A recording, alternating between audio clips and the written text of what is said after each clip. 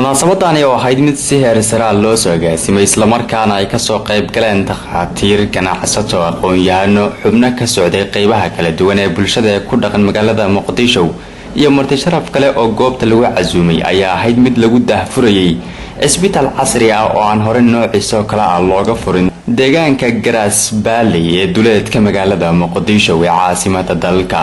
waxaana isbitaalkan oo lagu magacaabo Biday uu ka kooban yahay dhowr nooc sida qaybta bukaan jiifka, qaybta bukaan socodka iyo qaybo kale. ugu horeyn munaasabada waxaa ka hadlay agaasimaha isbitaalkaasi Maxamed Maxamuud Biday waxa uu sheegay in isbitaalkan loo furay in lagu daboolo baahiyaha caafimaad ee ka jira gobolka Banaadir iyo gobolada kale ee dariska la ah. Self container room oo aad u joogi doono 20 qol aan ugu talgalnay sharing room way soo doonaan dadka isla wadaagi doonaan. isbitaalku wuxuu yeelan doonaa qayb gargaar degdeg ah oo emergency ah oo casualty loogu talagalay in bukaanada dhibaataysan degdeg ah lagu qaabilo.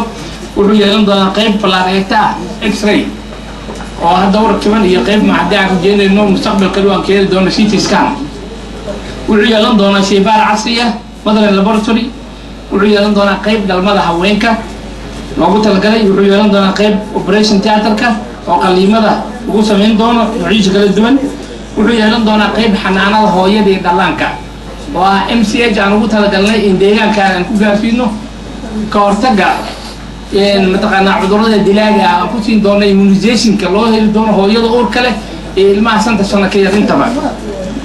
wuxuu yeelan doonaa isbitaalka gawaari ambulance ah oo u shaqeynaya 24 saac oo bukaanada ka soo daabulaya mataqaanaa ugu tagay urugahooda oo soo qaadahaya kadibna keeni doono mataqaanaa isbitaalka si loogu fidiyo daryeel sugan.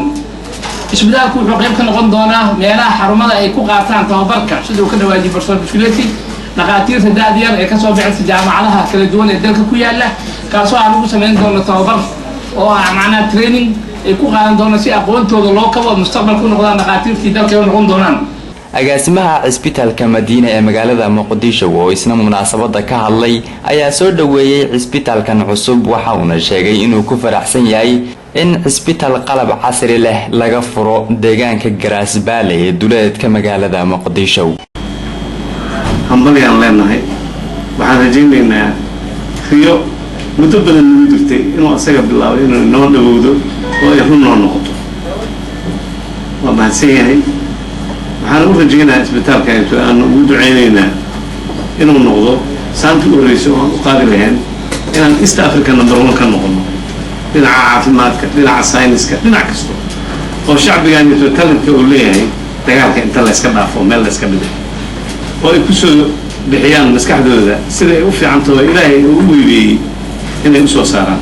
hirgelinta isbitaalkan cusub ee maanta lagu daahfuray deegaanka Garas Valley ee magaalada Muqdisho ayaa ku soo aadaysa xilli sanadihii la soo dhaafay ay ka jirtay deegaankaasi baahiyo dhinaca caafimaadka ah.